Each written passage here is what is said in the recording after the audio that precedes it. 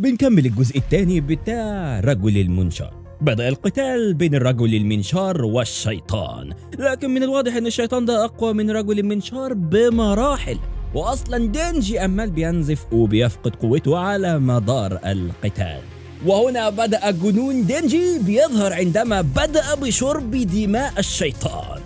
فهذا العبث يا صديقي، وفضل يقاتل الشيطان يا صديقي لمدة، ركز كده، 3 أيام على التوالي، كالآلة التي لا تكل ولا تمل. هو بيشرب دم الشيطان يشحن زي البنزين، والشيطان بيشرب من دم دينجي، وإلى ما لا نهاية. قمة العبث ورب العباد، لحد ما كسب دينجي في الآخر. أما الشيطان زهق من أمه وخلاهم يخرجوا من الفندق. راحوا بعد العركة الطويلة دي يحتفلوا يا صديقي، ووصلت لهم كمان ماكيما القائدة، وكملوا الحفلة عادي جدا لحد ما سكروا كلهم وخلاص، وكان الحساب على ماكيما القائدة. كان الواد دينجي سكران طينة، فالأخت هيمينو شالته على ظهرها وأخذته عندها البيت بما إنه ما كانش قادر يمشي. بيصحوا تاني يوم ويفطروا، وبيعترف لها انه معجب بماكيما، فقررت انها تظبطها له، لكن في المقابل هو عليه انه يظبط لها اكي، وده كان الاتفاق اللي بينهم. وهنا يا صديقي تحدث الفاجعة الغريبة، وحضر نفسك لها يا صديقي. تكون ماكيما القائدة رايحة هي وزميلها القادة في اجتماع كبير، وهي راكبة القطر، فجأة يا صديقي بيظهر ناس بمسدسات ويقتلوا كل من في القطار ومنهم ماكيما. وعلى الناحية التانية بيكون دينجي واكي وباور وهيمينو بياكلوا مع بعض في مطعم، وبرضه فجأة بيظهر واحد بمسدس وبيضرب عليهم نار كلهم، لكن باين عليه ما يعرفش انهم مش بيموتوا، وحرفيا الراجل ده اتفشخ. واتضح برضه ان الراجل اللي ضرب عليهم نار ده برضه زيهم، وبيتحول، وبالفعل اتحول الى رجل السيف. معنا رجل المنشار ورجل السيف. قمة العبث، ما علينا. وبدأ القتال بينه وبين اكي، وهنا اكي طلع سلاحه المفضل بتاعه اللي مش بنستخدمه كتير لقوته الغشيمة، هلا وهو سيفه الحاد. وهنا تبدأ المبارزة بين رجل السيف واكي، ويكاد يكسب اكي هذا النزال يا صديقي، لكن بتظهر واحدة بنت كده ورا الشيطان ده وبتصحيه مرة تانية، لكن المرة دي الشيطان كان سريع جدا وطعن اكي طعنة الموت الأخيرة يا صديق. ولسه هيخلص عليه الشيطان، تكون هيمينو مستعدية انها تضحي بنفسها مقابل ان اكي يعيش، وبالفعل بتتفق مع الشبح اللي معاها انها تضحي بجسمها كله مقابل بانه يقتل شيطان رجل السيف ده. وبالفعل بدأ الشبح يتغذى على أجزاء ميهينو ويكبر أكتر وأكتر، وكاد يا صديقي هذا الشبح يقتل رجل السيف. لكن أيضا يا صديقي البنت الموجودة بتظهر مرة تانية وتكلم أفعى عملاق كده بقتل هذا الشبح، وبالفعل يا صديقي الشبح يقطع إلى نصفين حرفيا، ثم تأمر الأفعى مرة أخرى بأنها تمشي. وهنا يا صديقي تموت هيمينو للأبد. واتضح ان كان هدف البنت دي ورجل السيف ده هو قلب دينجي برضه. وفي ايه في قلب دينجي يا جدعان؟ ما حد يفهمنا حاجه. وهنا يا صديقي اخر حاجه تعملها يد الشبح هي شد حبل قلب دينجي. وهنا يا صديقي الرجل المنشار بيظهر، قال كل هينيمكم العصر شويه شياطين. وتبدأ المبارزة بين رجل المنشار ورجل السيف، بل واشتدت المبارزة فيما بينهم لدرجة أن البنت دي طلبت دعم يا صديقي، وبيظهر 2 من الدعم معهم مسدسات ولسه هيضربوا النار، انقض عليهم دينجي وفشخهم حرفيا. لكن هنا يا صديقي رجل السيف لديه سرعة خيالية، وهنا يقوم بقسم دينجي إلى نصفين. ويتضح ان القائدة ماكيما ما ماتتش علشان هي شيطانة برضه، وتوصل لزمايلها وتقول لهم على اللي حصل. وهنا يا صديقي بتطلب ماكيما بعض المساجين المفروض محكوم عليهم بالإعدام، وبتبدأ تربط أعينهم وتقول لهم يقولوا أسامي غريبة كده، وفجأة بيموت صاحب الاسم اللي بيتقال اسمه. ما هذه القوة؟ ودول كانوا الناس اللي كانوا بيقتلوا دينجي لحد ما قتلتهم كلهم يا صديقي. وهنا بتظهر واحدة من الفريق بتاع أكي ودينجي، وبتبدأ بالفتك برجل السيف والبنت اللي معاهم، لكن استطاع الاثنين الهروب، وهي كده انقذت دينجي وحمدا لله. بيجي تاني يوم وباور ودينجي واكي في المستشفى، كلمتهم قائدتهم ماكيما وقالت لهم في قائد جديد هو هيكون المسؤول عن تدريب باور ودينجي، قال لهم يسموه بالمعلم. وبيحب برضه الخمر والنساء وقتل الشياطين. عربيد يعني. وبدأ أول تدريب ليهم بأنه قال لهم حاولوا تهزموني وتقتلوني علشان هو أقوى صائد ليهم. وكان أول تدريب ليهم وبالفعل بدأ القتال بينهم.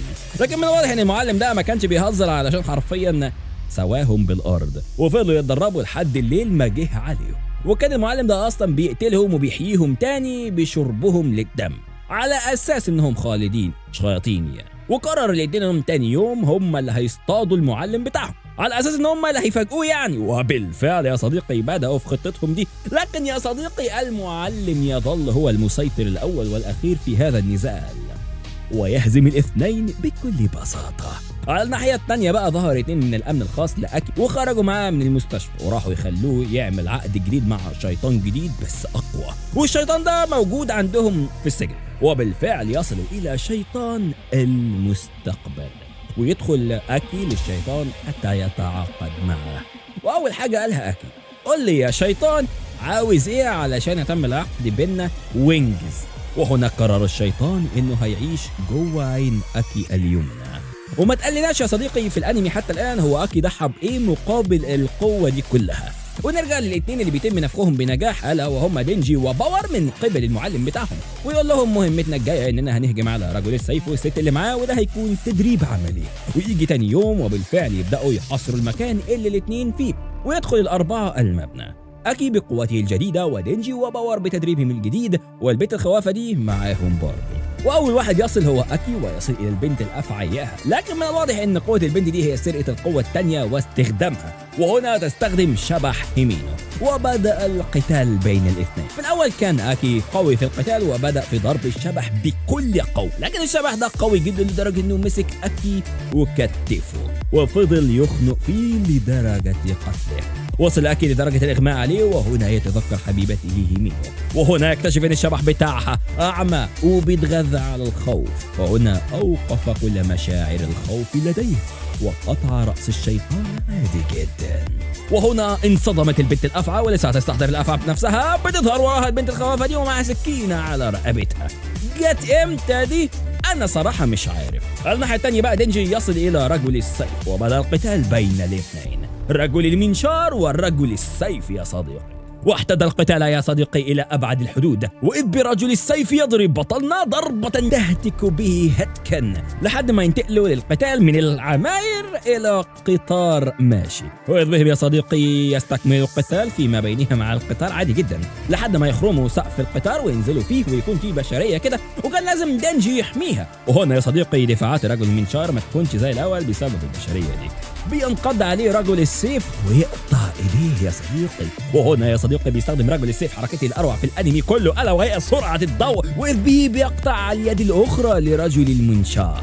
لكن رجل المنشار لا يستسلم وهجم على رجل السيف بالمنشار اللي في راسه. لكن يا صديقي هنا رجل السيف اقوى من بطلنا بمراحل، واذ به بينقض على بطلنا حتى يتخلص منه وينكسر منشار رجل المنشار الموجود في راسه. لكن يا صديقي كان هجوم رجل المنشار في وقته، وهنا نكتشف ان رجل المنشار قسم جسد رجل السيف الى نصفين. يا الله! ويموت هنا يا صديقي رجل السيف. وهنا يستأخذ رجل السيف في هيئته البشرية ويكون طبعا دينجي ربطه علشان ما يتحولش تاني، ما هو كده كده شيطان زيه مش بيموت. هنا دينجي بيتفق مع أكي اللي ظهر له وطلب الدعم علشان يجوا ياخدوا رجل السيف ده إلى السجن بأنهم يعذبوه شوية كنوع من التسلية وتضييع الوقت. قمة العبث يا صديقي، وحضر نفسك لأسلوب العقاب بتاعهم. والتحدي هنا يا صديقي إن اللي يخلي رجل السيف يصرخ أعلى من ضربه في بيوضه يكسب. والله العظيم زي ما بقول لك كده. تردد أكي طبعا في الأول لكنه تذكر حبيبته يمينه لكنه يقرر الاشتراك. وطبعا عمك رجل السيف بيتفرج عليه ومتخيل اللي هيحصل له، بيوضه هتفقس النهارده. قمة العبث ورب العباد. وبدأ الاثنين في التناوب على ضرب بيوض الرجل السيف بكل قوة مرارا وتكرارا. قدمت مكي ما بعدها تقرير اللي حصل للقيادة العليا وعرفت ازاي تلاقي شيطان المسدس، وعاد الثلاثة باور ودينجي وأكي إلى شقتهم. وبكده يا صديقي خلص الموسم الأول من الأنمي. متنساش تدوس بقى على المربع اللي ظهر لك دلوقتي ده علشان تشوف الفيديو الجديد أول ما ينزل. يلا بينا.